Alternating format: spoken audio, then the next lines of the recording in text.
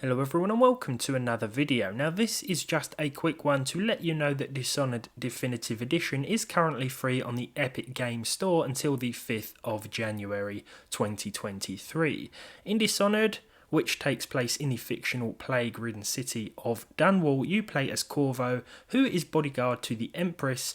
You're then framed for murder and forced to become an assassin. I don't want to go into any more detail in case you haven't played this one before, but if you haven't, I highly recommend doing so, especially at its new price, which is of course 100% off. I absolutely fell in love with this game back in 2012 when it was the only thing my A4-3300 APU system could actually play, albeit at 1024 by 768. Still, I could run it with at least 30 FPS, or at least close to it from what I remember, but even these days it is still very easy going on hardware.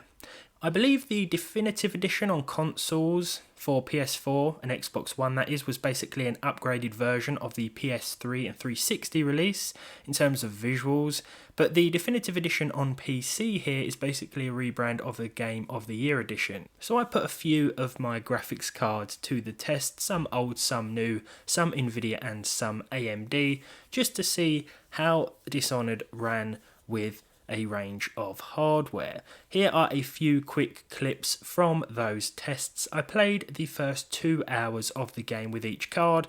Yes, it took me an absolutely incredible amount of time, but I definitely think it was worth it because I forgot just how much I enjoyed playing this, even when playing the same levels over and over multiple times. Now what I've actually done is organised a little bit of a graph here so that you can see just how well this title runs on even weaker and older hardware. If we open up the 1080p benchmark chart, you can see that the game, with its 130 FPS default cap in place, hits this on every card that I tested today. Now you can uncap this, I believe, if you want to. I've never really seen a need to myself, but with all of the cards tested today, we are hitting that as an average consistently. The 1% lows were also solid with the 3050, the 7970, the GTX 1630, the 6500 XT, and the 760. When it came to the 0.1% lows, all of the cards did alright, but the 6500 XT and the GTX 760 did struggle a little bit more. In fact, performance of the 6500 XT was noticeably worse, to be fair. There were a few more noticeable dips and drops here and there. Now, you may be wondering just how well optimized or easy to run this one is, and from what I'm about to show you, well, very. The GT710 in all its low-end glory can even handle this game with 60 frames per second, providing you don't mind 720p resolution.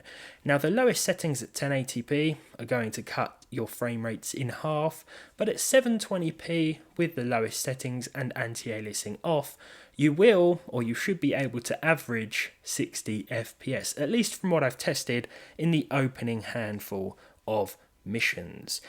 There we go then. This has been a quick look at Dishonored Definitive Edition, just to let you know that it is currently free on the Epic Games Store until the 5th of January, and that it will run on even modest hardware. Thank you very much for watching. Let me know what you think of the game down below. If you enjoyed this video, leave a like on it, leave a dislike if you didn't. Subscribe to the channel if you haven't done so already, and hopefully I'll see all of you in the next one.